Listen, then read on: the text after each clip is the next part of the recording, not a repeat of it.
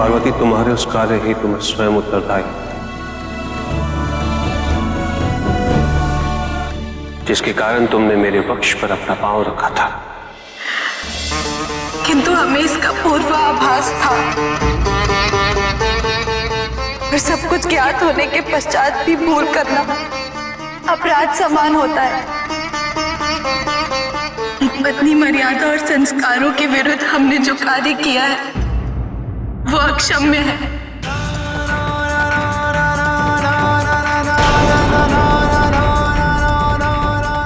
पार्वती,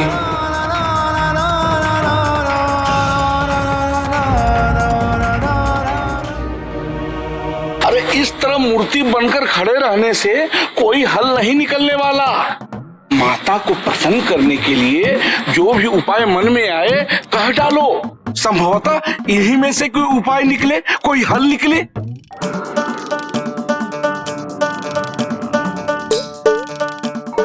हाँ, क्यों ना हम माता को प्रसन्न करने के लिए गीत संगीत का आयोजन किया जाए, क्यों?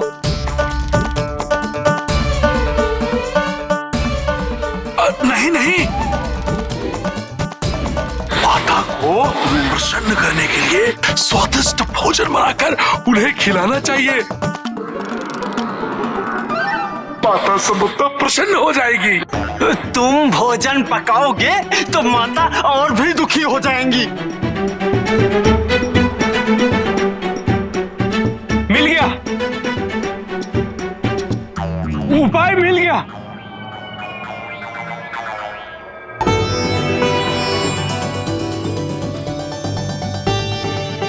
शिला,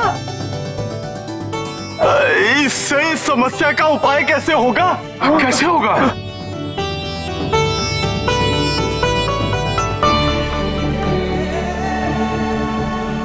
बस अब देखते जाओ।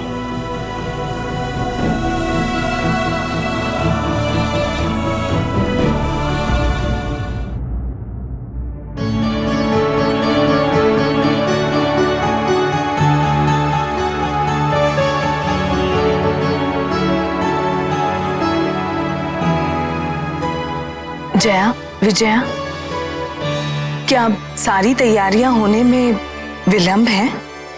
नहीं रानी माँ, केवल फल और मिष्ठान शेष है। आपके प्रस्थान करने के पूर्व उनका भी प्रबंध हो जाएगा और सभी सामग्री हम एक स्थान पे रखवा रहे हैं ताकि आप उसका निरीक्षण कर सके।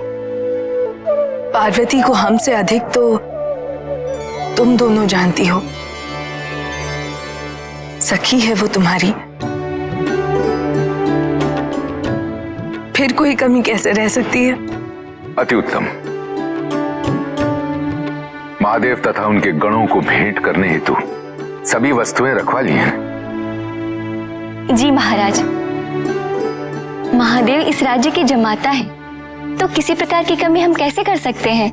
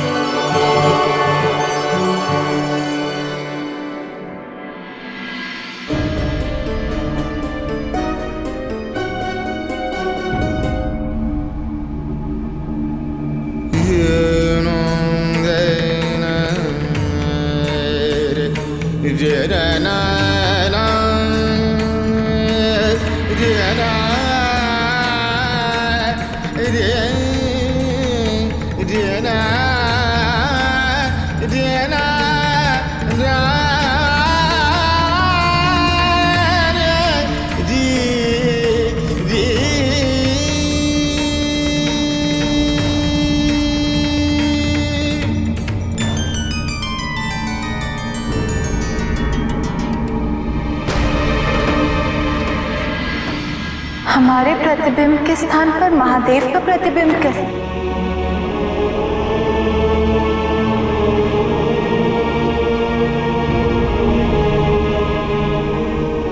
ये दर्शाता है कि शिव और पार्वती दोनों एक दूसरे के पूरक हैं।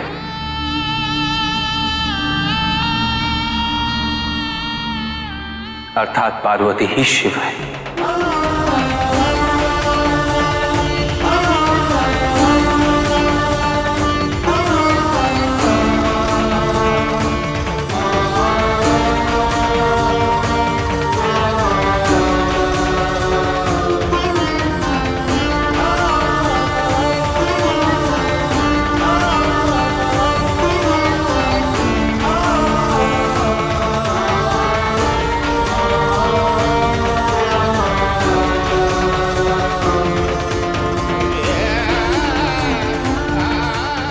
शिव ही पार्वती।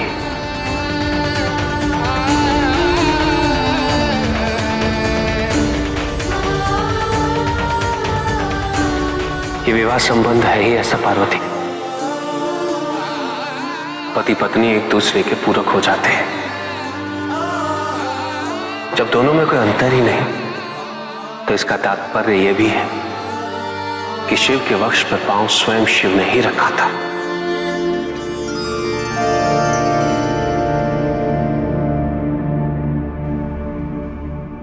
पार्वती ने किसी का अपमान नहीं, पार्वती ने कोई अपराध नहीं, और ना ही पत्नी धर्म का उल्लंघन किया है।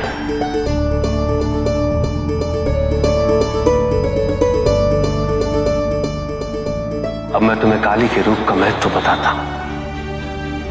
हम दोनों एक दूसरे के पूरक हैं पार्वती।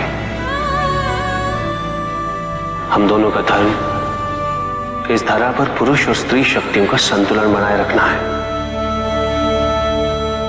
यदि तुम काली का रूप धारण कर दानवों का संहार न करती, तो पुरुष शक्ति का इस संसार पर सदा के लिए वर्चस्व हो जाता। यदि ऐसा होता तो पुरुष और स्त्री शक्तियों का संतुलन बिगड़ जाता।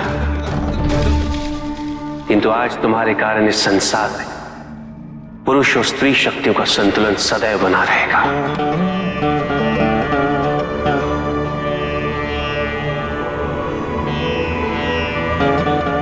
इस तथ्य से अवगत होने के पश्चात अपनी व्यथा और ग्लानि त्याग दो पार्वती। हाँ माता, अब आप इस दुख को सदा के लिए त्याग दीजिए। ऐसे आपको देखकर हमें बहुत कष्ट होता है माता।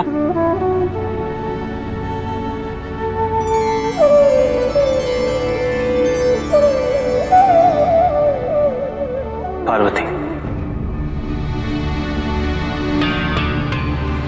मैंने तुम्हें बहुत कष्ट दी।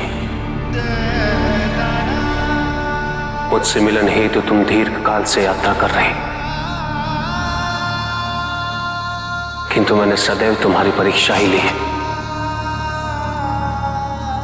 किंतु अब और नहीं।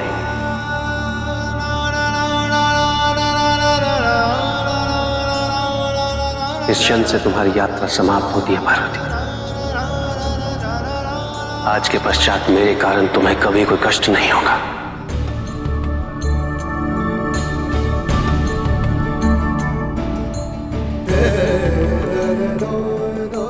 हम दाम्पत्य के कैसे सुख में जीवन को आरंभ करने जा रहे हैं, जिसमें अनेकों कलाएं एवं रचनात्मक वस्तुएं उत्पन्न होंगी।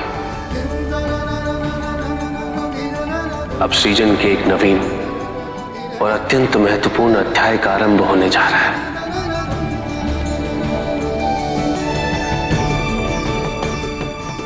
यदि तुमने मुझसे मिलने हेतु इतने जन्म नहीं लिए होते, इतना कष्ट नहीं सहा होता,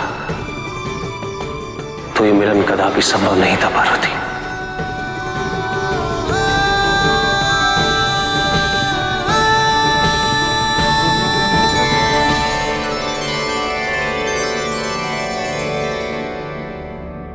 इसके लिए मैं कृतज्ञ हूं।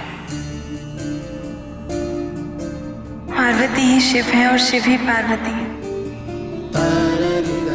जब दोनों में कोई अंतर ही नहीं, तो इसका अर्थ तो ये हुआ कि दीर्घ काल से यात्रा करती आई पार्वती नहीं, स्वयं शिव थे, जो कष्ट प्रतीत होता है पार्वती ने उठाया, वो तो शिव उठा रहे थे।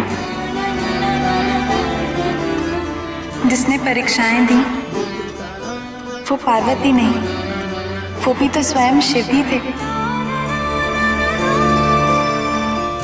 तो कृतज्ञता का तो कोई प्रश्न ही नहीं उठता स्वामी। आपकी लीलाओं का पूर्व अनुमान होना असंभव है स्वामी, किंतु दाम्पत्य का एक ऐसा अप्रत्याशित रूप अत्यंत आकर्षित होता है। ये पति पत्नी के संबंध में नवीनता बनाए रखता है। आपके द्वारा आविष्कृत प्रत्येक वस्तु को देखने हेतु हमारा मन अत्यंत उत्सुक है स्वामी। अपनी रचनाओं से इस संसार में विभिन्न कलाओं का मार्ग उजागर कीजिए।